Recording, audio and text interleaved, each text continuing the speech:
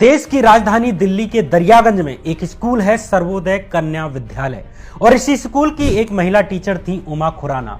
उमा खुराना गणित पढ़ाती थी और उमा के पति एक बिजनेसमैन थे। दोनों अपने 2 बच्चों के साथ आराम से दिल्ली के योजना विहार में रह रहे थे।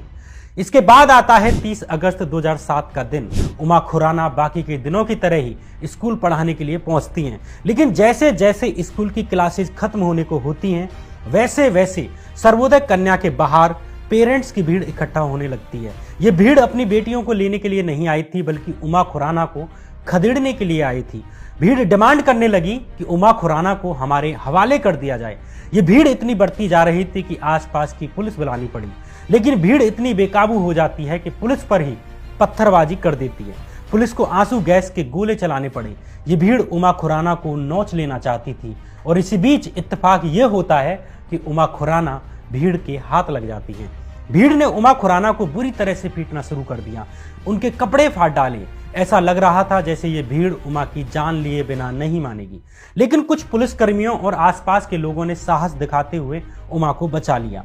उमा दम तोड़ने से बच गई, लेकिन सवाल यह कि आखिर ये भीड़ उमा की जान लेने के लिए आमादा क्यों थी? उमा ने ऐसा क्या जुर्म कर दिया था कि भीड़ रुकना ही नहीं चाहती थी? दरअसल उसी दिन लाइव इंडिया नाम के एक न्यूज चैनल ने एक स्टिंग ऑपरेशन दिखाया था। इस स्टिंग ऑपरेशन में उमा खुराना, एक स्कूली लड़की और एक ग्राहक को दिखाया गया और दावा किया गया कि उमा खुराना स्कूल की लड़कियों से जिस्म फरोशी का काम कराती हैं, यानी प्रोस्टिट्यूशन कराती हैं, और जो लड़कियां ऐसा नहीं करती उनकी वीडियो बना लेती हैं। स्टिंग में एक स्कूली लड़की कहती है कि मुझे मेरी टीचर उमा खुराना ने देह व्यापार में धकेला है। इस स्टिंग के टीवी पर आते ही लड़कियों के पेरेंट्स भड़क जाते हैं और स्कूल पहुंच जाते हैं। इत्तेफाक से उस वक्त स्कूल में कक्षाएं चल रही थीं और उमा खुराना अंदर स्कूल में पढ़ा रही थी, जिनकी लिंचिंग करने के लिए ये भीड़ स्कूल को घेर कर खड़ी थी। जिस लाइव इंडिया नाम के चैनल ने इस स्टिंग ऑपरेशन को दिखाया, उसके सीईओ और संपादक थे सुधीर चौधरी। वही सुधीर चौधरी जो आजकल ब्लैक एंड व्हाइट नाम का शो करते हैं। क्या थी इस स्टिंग ऑपरेशन की सच्चाई और क्या था उमा खुराना का गुनाह, और कैसे इस स्टिंग ऑपरेशन ने भारतीय पत्रकारिता पर हमेशा के लिए ब्लैक एंड व्हाइट धब्बे छोड़ दिए, जानेंगे आज के इस एपिसोड में। नमस्कार, मैं श्याम मीरा सिंह। उमा खुराना केस इस बात के लिए सबसे बेहतरीन उदाहरण है कि टीवी या व्हाट्सएप पर आपको जो सब कुछ दिखाया जा रहा है जरूरी नहीं कि वो सच है। सुधीर चौधरी के लाइव इंडिया चैनल पर दिखाए गए स्टिंग ऑपरेशन के बाद भीड़ ने उमा खुराना को घेरकर पीटा और कपड़े फाड़ डाले। घायल उमा खुराना को राम मनोहर लोहिया अस्पताल में भर्ती कराना पड़ा, लेकिन जैसे ही उमा खुराना को अस्पताल से डिस्चार्ज किया जाता है, उसे दिल्ली पुलिस ने हिरासत में ले लिया। अगले दिन जब उमा खुराना को कोर्ट में पेश किया गया तो कोर्ट ने भी उमा खुराना को 14 दिन की कस्टडी में भेज दिया। इस घटना ने पूरे देश को हिलाकर रख दिया और सुधीर चौधरी के लाइव इंडिया चैनल को जमकर टीआरपी मिली। मामले की गंभीरता को देखते हुए दिल्ली सरकार के शिक्षा विभाग ने भी चैनल से ओरिजिनल सीडी मंगाई और एक जांच कमेटी बिठा दी। इस जांच कमेटी ने अपनी रिपोर्ट में कहा कि हाँ, स्टिंग ऑपरेशन में उमा खुराना की ही आवाज है। खुद स्कूल की वाइस प्रिंसिपल ने इस आवाज को पहचाना कि स्टिंग ऑपरेशन में जो आवाज सुनाई दे रही है वो उमा खुराना की ही है। कमेटी की रिपोर्ट के बाद शिक्षा विभाग ने फौरन ही उमा खुराना को नौकरी से बर्खास्त कर दिया, लेकिन इसी बीच पुलिस ने उस लड़की को खोज निकाला जो स्टिंग ऑपरेशन में ये कहते हुए दिख रही थी कि वो इसी स्कूल की छात्रा है और उमा खुराना ने उसे जबरन प्रोस्टिट्यूशन में डाल दिया था। लेकिन जब पुलिस ने इस लड़की से पूछताछ की तो पता चला कि वो इस स्कूल की छात्रा ही नहीं है और ना वो प्रोस्टिट्यूट थी। दरअसल जब पुलिस ने उमा खुराना से पूछताछ की थी तो उसने बताया था कि वो उस लड़की को जानती ही नहीं, बल्कि उसे वीरेंद्र अरोरा नाम के एक शख्स ने उसे मिलवाया था। इसके बाद पुलिस ने वीरेंद्र अरोरा को पकड़ लिया। वीरेंद्र अरोरा के माध्यम से ही पुलिस इस लड़की तक पहुंचती है। पुलिस ने लाइव इंडिया के रिपोर्टर प्रशांत सिंह को उस लड़की के सामने फेस टू फेस लाने की कोशिश की, लेकिन रिपोर्टर ही गायब हो गया। अब पुलिस उस रिपोर्टर से कांटेक्ट ही नहीं कर सकी। अब पुलिस समझ गई कि कुछ तो गड़बड़ है। वीरेंद्र अरोरा दिल्ली के ही झिलमिल एरिया का रहने वाला था। पुलिस ने आगे की पूछताछ के लिए अरोरा को रिमांड पर ले लिया। फिर 10 सितंबर के दिन दिल्ली पुलिस क्राइम ब्रांच के डिप्टी कमिश्नर मधुप तिवारी ने कोर्ट में एक स्टेटस रिपोर्ट जारी करते हुए खुलासा किया कि वीरेंद्र अरोरा नाम के एक आदमी का उमा खुराना के साथ पैसे को लेकर झगड़ा चल रहा था। उमा खुराना से बदला लेने के लिए ही वीरेंद्र अरोड़ा ने लाइव इंडिया के रिपोर्टर प्रकाश सिंह के साथ मिलकर ये साजिश रची। साजिश ये कि उमा खुराना को इस आरोप में फंसाया जाए कि वो स्कूल की लड़कियों से देह व्यापार का धंधा कराती हैं। प्रकाश सिंह एक और लड़की को जानता था। 20 साल की ये लड़की मीडिया में करियर बनाना चाहती थी और उसे किसी बड़ी जगह पर नौकरी नहीं मिल रही थी। लाइव इंडिया के रिपोर्टर प्रकाश सिंह ने इस लड़की को एक स्कूल की लड़की की तरह एक्टिंग करने के लिए कहा। अब रची गई एक साजिश कि एक जगह पर उमा खुराना को बुलाया जाए और उस लड़की को भी बुलाया जाए और उनकी वीडियो बना ली जाए, जैसे कि उमा खुराना किसी ग्राहक के लिए लड़की को लेकर आई हैं, डिलीवरी कराने आई हैं। इस प्लान के तहत उमा खुराना को बुलाया गया और लाइव इंडिया चैनल के रिपोर्टर ने इसे स्टिंग ऑपरेशन की तरह रिकॉर्ड कर लिया। दिल्ली पुलिस ने खुलासा कर दिया कि यह पूरा स्टिंग ही फेक था और साजिश के तहत रचा गया था। पुलिस ने खुलासा किया कि स्टिंग को अलग अलग हिस्सों में रिकॉर्ड किया गया था। उमा खुराना से किसी और काम के लिए पैसे की डील की जा रही थी और लड़की का हिस्सा दिखाकर उसे ऐसे प्रस्तुत किया गया कि वो एक ग्राहक से देह व्यापार की डील कर रही हैं। इस स्टिंग में लड़की का स्टेटमेंट भी एक रिकॉर्ड किया गया था, जिसमें वो कह रही थी कि उसकी टीचर उमा खुराना उससे और उसकी स्कूल की अन्य लड़कियों से देह व्यापार कराती हैं। इसी कारण स्कूल में पढ़ने वाली लड़कियों के पेरेंट्स भड़क गए जब इन्होंने इस स्टिंग को देखा और स्कूल को घेर लिया। पुलिस ने जांच रिपोर्ट में कहा कि उसे ऐसे कोई एविडेंस ही नहीं मिलते जिसके आधार पर यह कहा जा सके कि उमा खुराना देह व्यापार के रैकेट में लगी हुई थी। 11 सितंबर के दिन जज आलोक अग्रवाल ने यह कहते हुए उमा खुराना को जमानत दे दी कि अब तक हुई जांच से यह पता चलता है कि उमा खुराना खुद इस फेक स्टिंग ऑपरेशन की विक्टिम है। अब बारी थी उस चैनल की जिसने ये फर्जी स्टिंग ऑपरेशन चलाया था और एक महिला की जिंदगी तबाह कर दी थी। दिल्ली पुलिस ने वीरेंद्र अरोड़ा और लाइव इंडिया चैनल के रिपोर्टर प्रकाश सिंह को अरेस्ट कर लिया। जब दिल्ली पुलिस ने इस मामले में चैनल के रिपोर्टर की ही धरपकड़ कर ली तो चैनल के सीईओ सुधीर चौधरी ने भी अब इस मामले से पल्ला झाड़ना शुरू कर दिया कि ये तो रिपोर्टर की गलती थी, उसी ने फर्जी स्टिंग चलाया। लेकिन सच ये है कि खुद सुधीर चौधरी शुरू से ही इसकी टीआरपी का आनंद ले रहे थे और खुद ही इस स्टिंग ऑपरेशन का बचाव कर रहे थे और इसे सच बता रहे थे। हिंदुस्तान टाइम्स की 7 सितंबर 2007 की एक खबर के अनुसार जब पुलिस ने इस बात का खुलासा कर दिया कि स्टिंग ऑपरेशन में दिखाई लड़की ना तो किसी स्कूल की छात्रा है और ना ही वो देह व्यापार से जुड़ी हुई है, तो चैनल के सीईओ सुधीर चौधरी ने कहा इस तर्क से कि वो लड़की ना तो प्रोस्टिट्यूट है और न स्कूली छात्रा है, इससे उमा खुराना का अपराध कम नहीं हो जाता। सुधीर चौधरी के ये शब्द इस स्टिंग ऑपरेशन के कई दिन बाद के हैं जब हिंदुस्तान टाइम्स को उन्होंने ये बयान दिया था। मतलब जब ये स्पष्ट होने लगा कि ये स्टिंग फर्जी है तब भी सुधीर चौधरी इस स्टिंग ऑपरेशन को सही बताते रहे और उल्टा उमा खुराना को ही दोषी बताते रहे। वे खुद ही वकील और खुद ही कोर्ट बन रहे थे तब, जब तक कि खुद पुलिस ने उनके रिपोर्टर को अरेस्ट नहीं कर लिया और यह साबित नहीं हो गया कि सुधीर चौधरी के चैनल ने एक फर्जी स्टिंग ऑपरेशन चलाया है। इससे पहले 4 सितंबर के दिन यानी स्टिंग ऑपरेशन के 5वें दिन जब स्टिंग ऑपरेशन की साजिश में शामिल लड़की ही पुलिस की जांच में फंस चुकी थी, तब भी सुधीर चौधरी ने हिंदुस्तान टाइम्स को बयान देते हुए कहा था कि यह पूरा मामला एक सरकारी स्कूल की टीचर जो स्कूली लड़कियों से देह व्यापार में ढकेलती है उसका है। इसका फोकस पीड़ित लड़की पर नहीं होना चाहिए। यानी यहां भी सुधीर चौधरी उमा खुराना पर ही गंभीर आरोप लगाते रहे और साजिश में शामिल लड़की को बचाते रहे। अब कैसे मान लिया जाए कि सुधीर चौधरी तो इस पूरे मामले में अनजान थे और निर्दोष थे, जबकि वे इस पूरे मामले की परतें खुल जाने के बाद भी अपने चैनल की खबर को डिफेंड कर रहे थे, रिपोर्टर को डिफेंड कर रहे थे, लड़की को डिफेंड कर रहे थे। लेकिन जब मामला पूरी तरह खुल गया कि यह फेक स्टिंग ऑपरेशन था तो सुधीर चौधरी अपने बचाव के साधन खोजने लगे। सुधीर चौधरी के इस चैनल की घटिया हरकत की वजह से सूचना प्रसारण मंत्रालय ने 20 सितंबर 2007 से लेकर 20 अक्टूबर 2007 तक यानी पूरे 1 महीने के लिए चैनल पर बैन लगा दिया। हालांकि 1 साल बाद इस केस में समझौता कर लिया गया। ये समझौता क्यों और कैसे किया गया होगा ये हम अपने दर्शकों की समझ पर छोड़ते हैं। अक्टूबर 2008 में उमा खुराना ने कोर्ट में कह दिया कि वे केस वापस ले रही हैं और उन्होंने चैनल और सुधीर चौधरी से ये मामला सेटल कर लिया है। भले ही इस मामले में लास्ट में समझौता कर लिया गया, चाहे इसके पीछे जो भी कारण रहे हों, लेकिन सुधीर चौधरी के ही शब्दों में कहूं तो भले ही उमा खुराना ने इस मामले को किन्हीं कारणों से वापस ले लिया हो, लेकिन इससे सुधीर चौधरी और उनके चैनल का अपराध कम नहीं हो जाता। टीआरपी के लिए जिस तरह स्टिंग ऑपरेशन को टीवी पर चलाने में जो जल्दबाजी की गई, उसके लिए तो कम से कम सुधीर चौधरी ही जिम्मेदार थे, क्योंकि वे ही चैनल के संपादक थे और वे ही सीईओ थे। इसलिए बिना उनकी अनुमति के टीवी पर इतना सेंसिटिव स्टिंग ऑपरेशन चलाया गया होगा, इसे माना ही नहीं जा सकता। कम से कम वे लोग इस बात को अच्छे से जानते हैं जिन्होंने टीवी मीडिया के अंदर काम किया है। इस फेक स्टिंग ऑपरेशन के आते ही उमा खुराना की जान पर बनाई। और ऐसा भी नहीं है कि ये पहला बड़ा मामला हो जहां सुधीर चौधरी ने एक संवेदनशील मामले को सनसनी बनाकर पेश किया हो और हिंसा का पूरा माहौल तैयार कर दिया हो और उसमें योगदान दिया हो। जेएनयू के उमर खालिद और कन्हैया कुमार वाले बहुचर्चित मामले में भी सुधीर चौधरी पर डॉक्टर्ड वीडियो यानी एडिटेड वीडियो टीवी पर चलाने के आरोप लगे।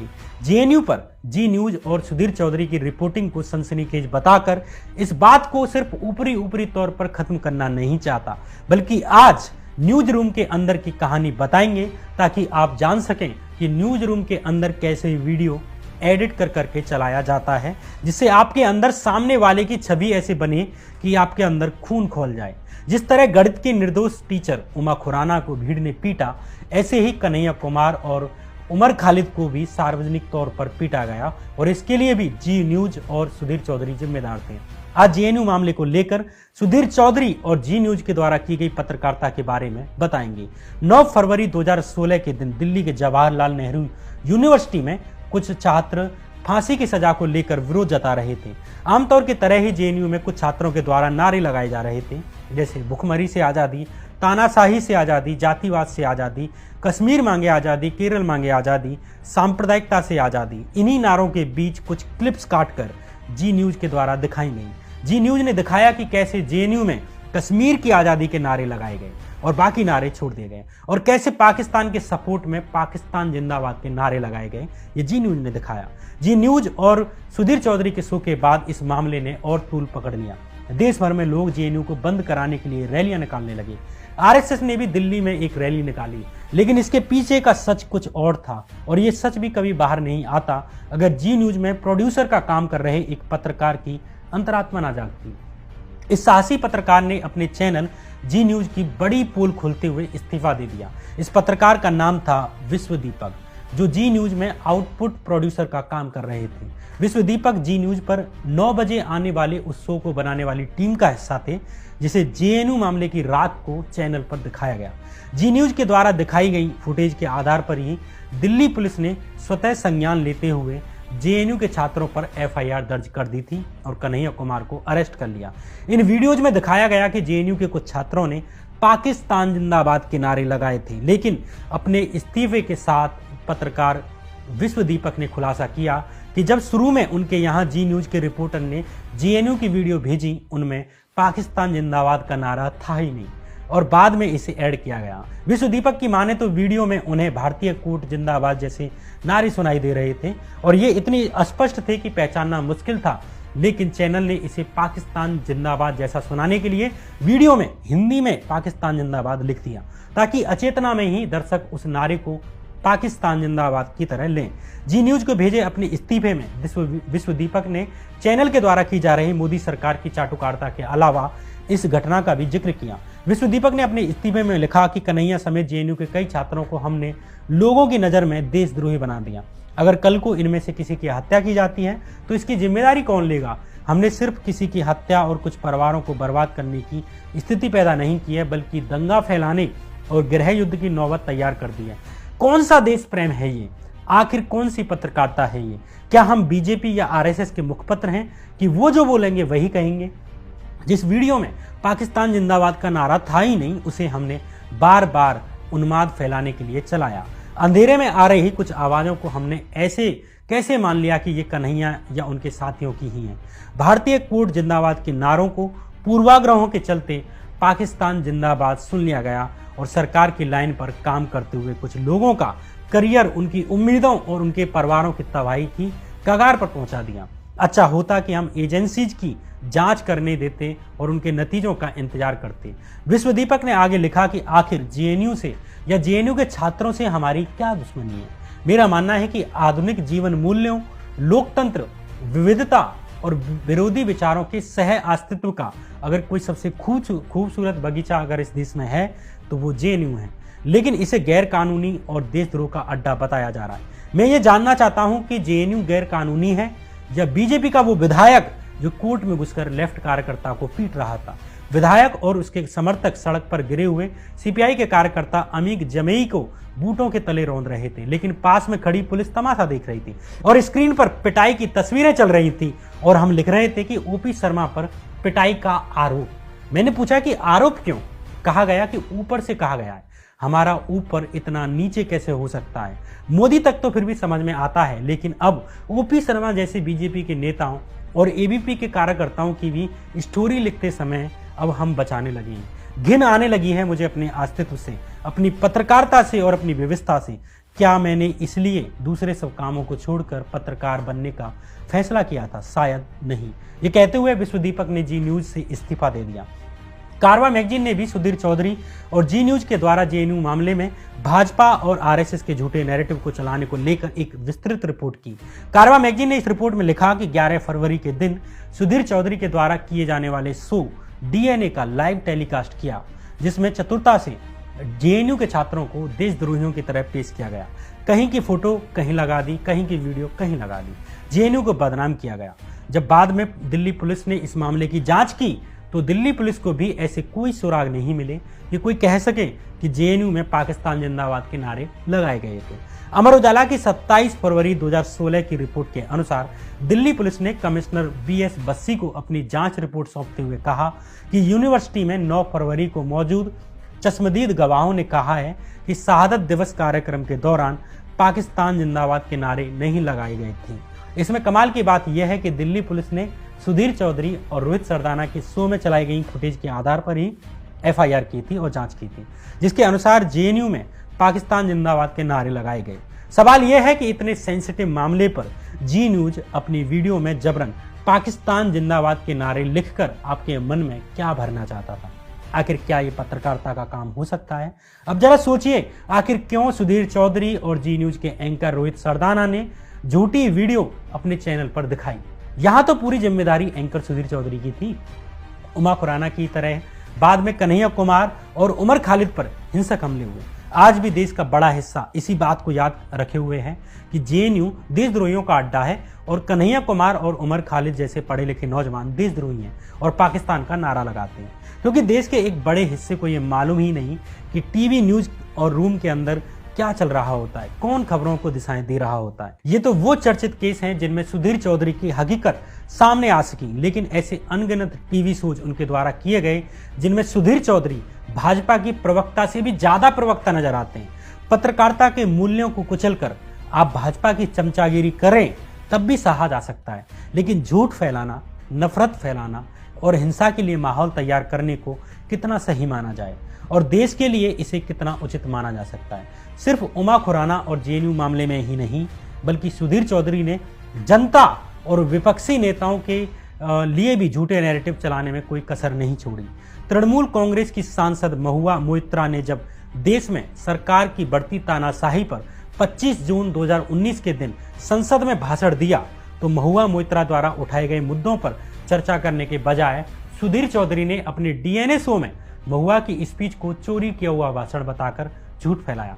अपने कार्यक्रम में सुधीर चौधरी ने कहा कि महुआ का भाषण मार्टिन लॉन्गमैन के अमेरिकी राष्ट्रपति डोनाल्ड ट्रंप पर लिखे गए लेख से चुराया हुआ था। उन्होंने यह भी कहा कि ये महुआ के अपने विचार नहीं थे, बल्कि उन्होंने इसे कॉपी पेस्ट किया था। सुधीर चौधरी ने अपने इस कार्यक्रम में बाकायदा स्क्रीन पर पट्टी चलवाया कि महुआ मोइत्रा की बौद्धिक बेईमानी का विश्लेषण। लोग इस बात को सच्ची मानते, वो तो उल्टा मार्टिन लॉन्गमैन ने खुद ही ट्विटर पर चौधरी के इस दावे को खारिज कर दिया। सुधीर चौधरी की फजीयत करते हुए मार्टिन लॉन्गमैन ने कहा कि पूरी दुनिया में दक्षिणपंथी एक जैसे ही होते हैं। दरअसल सुधीर चौधरी टीवी पर शो करते हुए भूल जाते हैं कि वे पत्रकार हैं या भाजपा आरएसएस की एक पार्टी के कार्यकर्ता हैं। इस चक्कर में एक सार्वजनिक लिहाज भी वे नहीं रख पाते। जब फरवरी 2020 में हुए दिल्ली विधानसभा चुनावों के नतीजों के एग्जिट पोल सामने आए तो लगभग सभी चैनलों ने दिखाया कि भाजपा हार रही है और आम आदमी पार्टी जीत रही है। लेकिन सुधीर चौधरी इस बात से इतना हर्ट हुए कि भाजपा नेता की तरह दिल्ली की जनता को ही आलसी, स्वार्थी और धूर्त बताने पर आ गए। 8 फरवरी 2020 के दिन किए अपने शो में सुधीर चौधरी ने कहा, दिल्ली वाले सिर्फ अपने में ही मस्त रहना चाहते हैं। वो ये चाहते हैं देश टूटे फूटे या ना टूटे, कुछ भी होता रहे, मेरा जीवन आराम से चलता रहे। दिल्ली की जनता अपने जीवन के संघर्ष में बिजी है, उसे देश का कोई मतलब नहीं। बीजेपी के एजेंडा पर दिल्ली वालों द्वारा वोट न देने के कारण सुधीर चौधरी ने कहा, धारा 370, राम मंदिर, कश्मीर, इस तरह की बातें उनके लिए कोई मायने नहीं रखती। इस तरह के मुद्दे कोई मायने नहीं रखते। दिल्ली की जनता को ना तो बालाकोट स्ट्राइक से कोई लेना देना है और ना राम मंदिर से कोई मतलब है और ना कश्मीर की धारा 370 से कोई लेना देना है, ना उसे देश के टूट जाने से कोई लेना देना है। सुधीर चौधरी ने मुफ्त बिजली और पानी जैसे मुद्दों पर वोट देने के लिए दिल्ली की जनता को लालची तक ठहराया। मानते हैं आपको सरकार से लाभ लेने हैं, आप पर सरकार का दबाव है, लेकिन क्या इसे पत्रकारिता माना जा सकता है? ये कैसे पत्रकार हैं कि रोटी और कपड़ा, बिजली, पानी, शिक्षा पर वोट डालने पर जनता को ही सुना रहे हैं और मंदिर, मस्जिद और युद्ध पर वोट डलवाना चाहते हैं?